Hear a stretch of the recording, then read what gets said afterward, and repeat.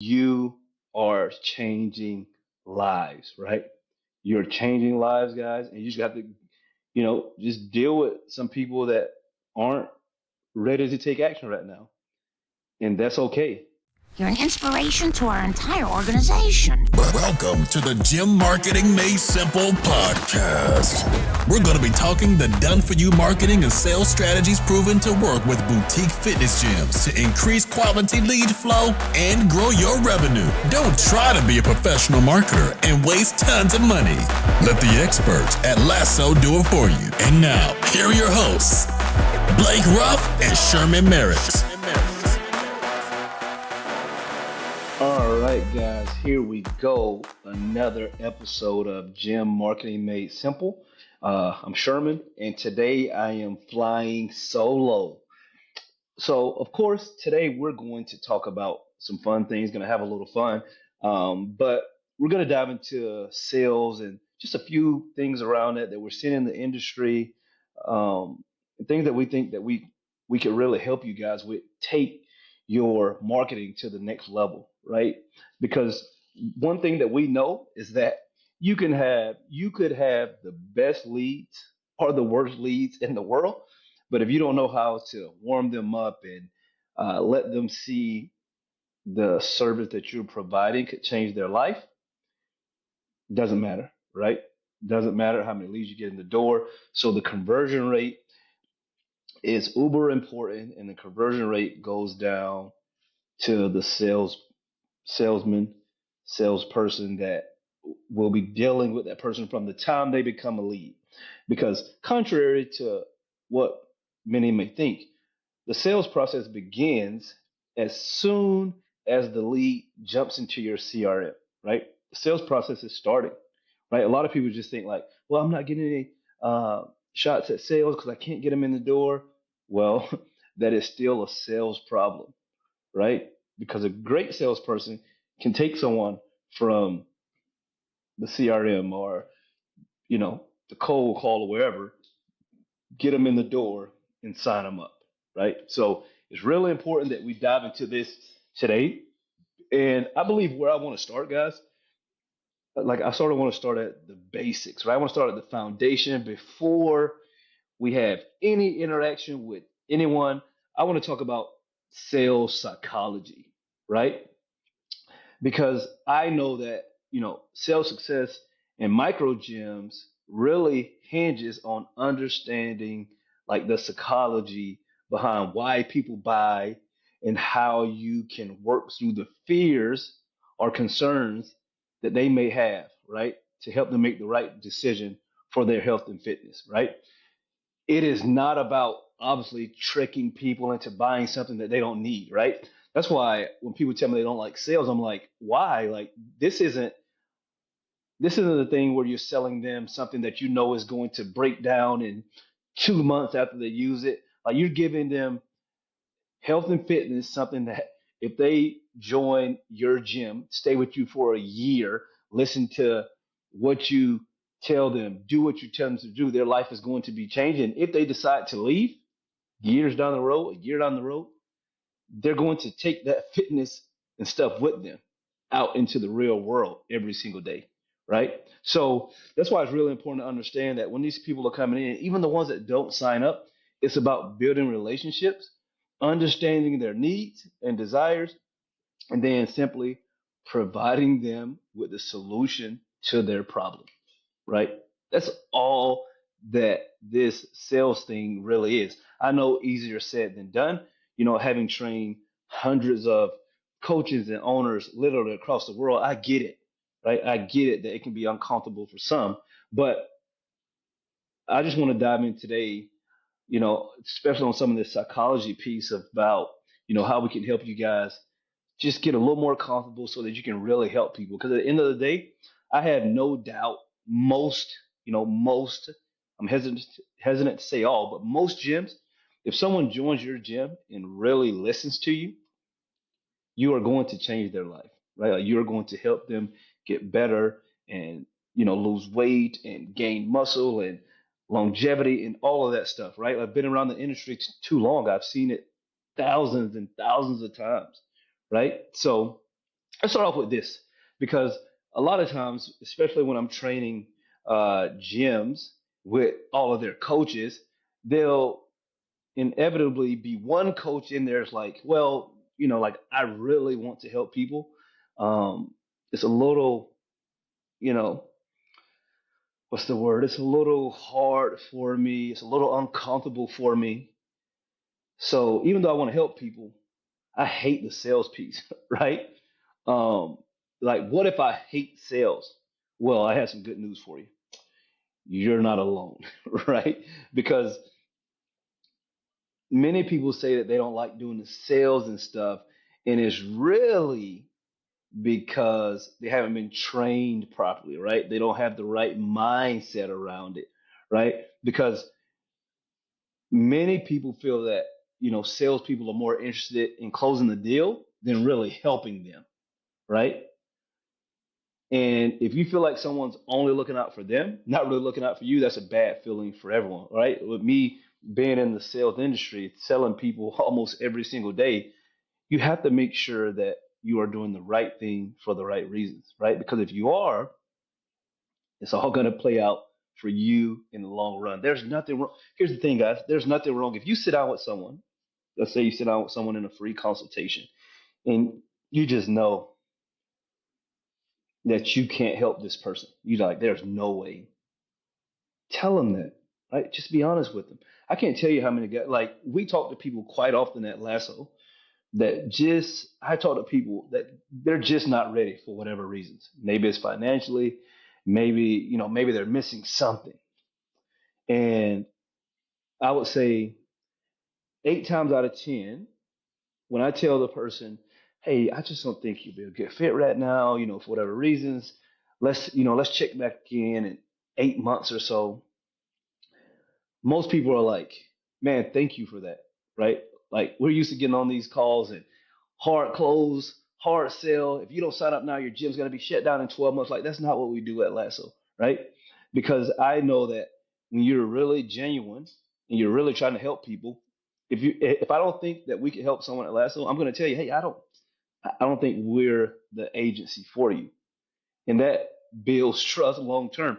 We've talked to plenty of people that at the time it wasn't right and they come back years later. We've also turned people away and they would send someone else to us, right? But you guys must know that everyone is selling something, right? Everyone is selling something, so you might as well learn how to sell, right? So if you hate sales, I'm going to give you guys a couple tips, right? Let's start off with number one. The first tip is you have to change your mindset, right? You're not just selling a membership, you're helping clients achieve their goals, right? When they reach their goals, they'll be satisfied with your product or service, right? It'll be easy, right? So the first thing is you have to change your mindset. Again, you are trying to help someone. That's all you're trying to do, right? I think the guys over at, Two Brain sort of said it best, right? Help first, right? If you really have the right mindset with this thing, everything's going to be fine. So if you hate sales, step one, you must change your mindset and realize that you're really trying to help people, right? And if you want to help people so much that you don't want them to make a bad decision, like it will come across. People know genuine people. I think that one of the best sort of salesmen that and sales coaches I've been around is Rob, Robert that works with us, right? That owns All Fit Orlando. Man, he's so passionate about this. When you talk to him, he has me fired up. Like I hear him talking to potential Lasso customers, or he's training someone. And he's so passionate about helping people with this sales thing. It's just contagious, right? Like people know that, oh, man, this dude isn't bull crapping me. He's genuinely trying to help me. And at times people still say, like I like what you're saying, but and that's okay, guys. Like it's okay. So shout out to Robert Schwartz from All Fit Orlando for being a stand-up guy, great sales coach, great salesman. But that's really the thing, guys. You have to be passionate about helping people. So, like I said, I want to make sure I stay on track. If you hate sales, the first thing is you must change your mindset, right? You have to change your mindset. Two, you must embrace cold calling, right? Now, hear me out. When I first started my gym, it was 13, 14 years ago, I was in my garage. Like, there weren't a lot of, there was no CRM game and all of that stuff. I was starting from scratch. And believe it or not, I was just calling just like random people, right? I was like, oh yeah, like I know this person. Looked at my cell phone, just call them up. Hey Mary, this is Sherman. You remember we met? I open up a gym now. Looking for clients. Want to know if you're looking to get in shape.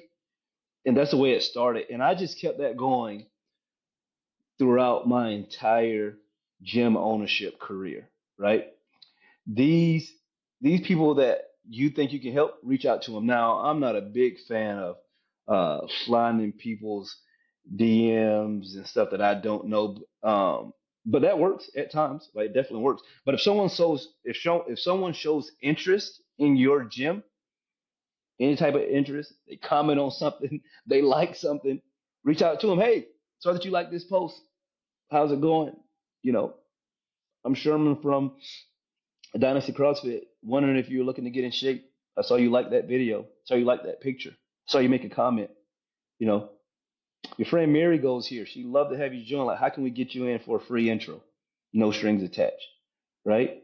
Because a lot of times, a lot of these so-called quote unquote cold leads, they've actually already shown interest in your gym, right?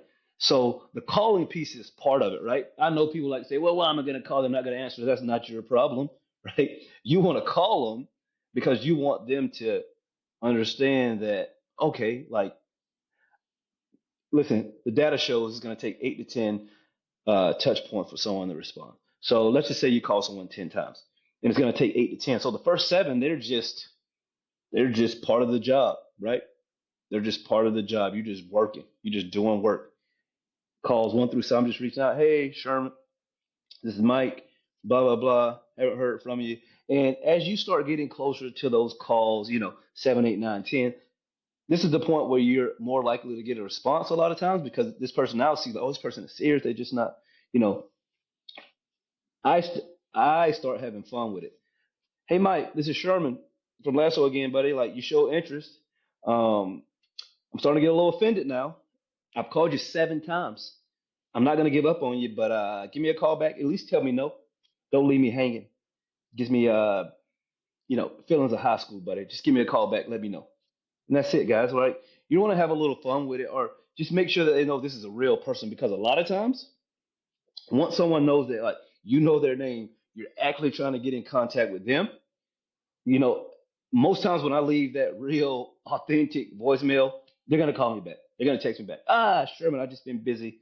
Let's set up a time to chat at least, right? Even if they don't join, I'm still gonna get the opportunity to talk with them because at the end of the day, I know that if they're not ready to join the gym right then, that's okay. Whenever they decide to make a decision, I want my gym or my company to be the only option that they have in mind, right?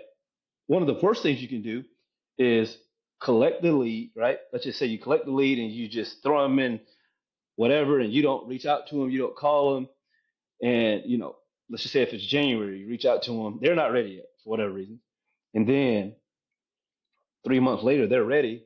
They don't hear from you. Then the gym down the street is running uh, Facebook ads, and they're like, I remember a while ago I reached out to that gym, but this gym right here, they're doing so. Okay, let me reach out to these guys, right? So a lot of this nurture process, which is why the CRM is so important. You want to stay top of mind, right? Because obviously this person has a problem that they're trying to get solved. So you want to make sure that you're standing in front of them, right? So it starts with the cold calling, you know. Uh, and the thing I like to say is a lot of times, guys, don't make it harder than it is. I always joke around, everyone has a iPhone, Android, or whatever. I see people texting and driving, calling, but when it's time to call some leads, that phone is like 10,000 pounds.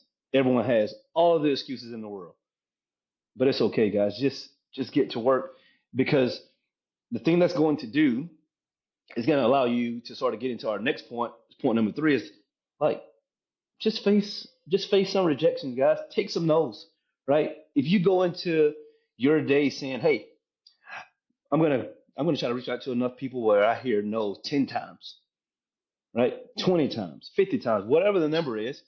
You're going in with that mindset. So when you hear no, it's not like the end of the world. A lot of times, people when they hear no, they act like this person has a personal vendetta against them. This is such a waste of time. And guys, just because someone tells you no today doesn't mean they're never going to join your gym or utilize your service or whatever. You have to you have to be okay with hearing the word no, because the more no's you get, the more yeses that you also get, right? Um, when I reach out to someone, if they tell me no, I'm not interested in lasso right now for whatever reason, that's not a personal rejection of me, right? It's just not the right time or is not the right offer for them. That's it. Okay, hey, if you're not ready right now, no problem, Mark. I'll follow up in a little while, buddy. Now, Mark will say okay, or he'll say no, don't ever contact me again. Perfect. I won't contact him again. Just that easy. But most people aren't like that, right? So you have to be okay with hearing the word no. That's not the end of the world. It's just part of the process if you're really trying to help people. Because remember, you need to get out of the way, right? Don't be so into your feelings. These aren't personal rejections. Again, this is just part of the process, guys. This is the part of the process. Here at Lasso, let's just say that, you know, we're getting you 75 leads per month, right?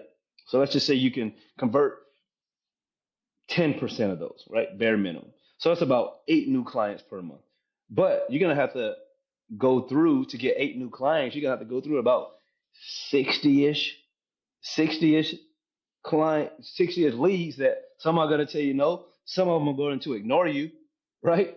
And that sort of builds on itself, right?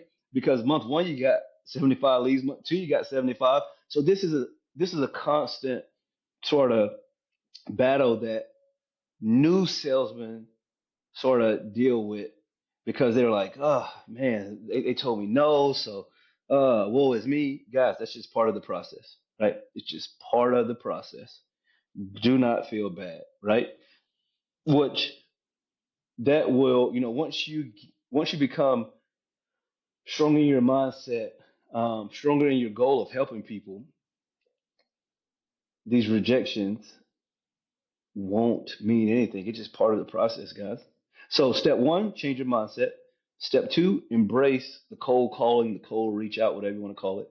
Three, face the rejections, guys. It's part of everyone gets rejected when you're selling. So, I don't care what you're selling, you're going to hear some no's. And that's part of the process. And four, you have to really take action, right? You got to get out of your comfort zone, guys. You have to get out of your comfort zone and really focus on helping other people, right? Here's the thing, I could get 10 no's in a row, right? No, leave me alone. No, I'm not interested. No, I don't like, your company. But when I get that first, when I get that yes from someone and they're excited to work with me, work with us, all those no's meant absolutely nothing. I don't even remember those, because now I know that I'm going to help someone reach their goals, right? I know it. I'm excited. Like I believe in what I'm doing. I believe in what I'm selling. So I know that if they get started, bam, it's gonna be perfect, right? It's gonna be perfect. So, guys, if you hate sales, 4 tips, right? One, change your mindset. Two, embrace cold calling. Three, understand you're gonna have to face some rejections. Four, take actions, right? Now, I know that a lot of times some of you guys have heard this, right? But I want to give you a few practical things that you can do, right? Um, First thing I want you to do, so I want you guys to write this down. The first thing I want you to do, I want you to identify your fears, right? I want you to identify your fears. And what I simply write down what scares you about sales, right? So that you can know, right? So that you can know what scares you, right? What fears do you have? The next thing I want you to do, I want you to create an action plan, right? Address each fear with a realistic solution. And if you need help, reach out to me. I'll help you. Sherman at lassoframework.com. Right? You don't have to be working with us. If you want help at sales, you're serious. You do these. You reach out to me and say, Sherman, I listened to that podcast. I read that book that you wrote, whatever it is. Um, Go from there, guys. So create an action plan, address each fear with a realistic solution, right? The next thing is practice consistently, right? You have to practice consistently, right? Work on every weakness that you have in your sales sort of bag. Work on it for at least, 4 to 8 weeks before you move on to the next thing, right? So if you're really struggling with um, dealing with, let me see, like I'm trying to think something that I really struggled with early on. Oh, for instance, right? When someone would tell me, well, I need to go home and think about it. So objection handling, right? If you really struggle with objection handling, you need to really dive into that so that when you get an objection, you basically write it down. What did you say? What did they say? What happened when you followed up with them? We know what happened. They're not coming in. They have all the excuses. But when you consistently practice on those things that you struggle with, you get better at them, right? Because now you start saying, man, I've heard this a lot of times. I've practiced this. So when that person says it, you sort of light up on the inside because you're like, I'm prepared for this, right? So you must practice consistently, right? And then this is the biggest one off of the list I could think, especially for new sales folks. You have to stay positive, right? Don't complain about the person. Don't complain about your close rate, especially in the beginning. Um, you have to stay positive because this is a long term game. I can't remember many of the no's that I've sort of ran into all over the years.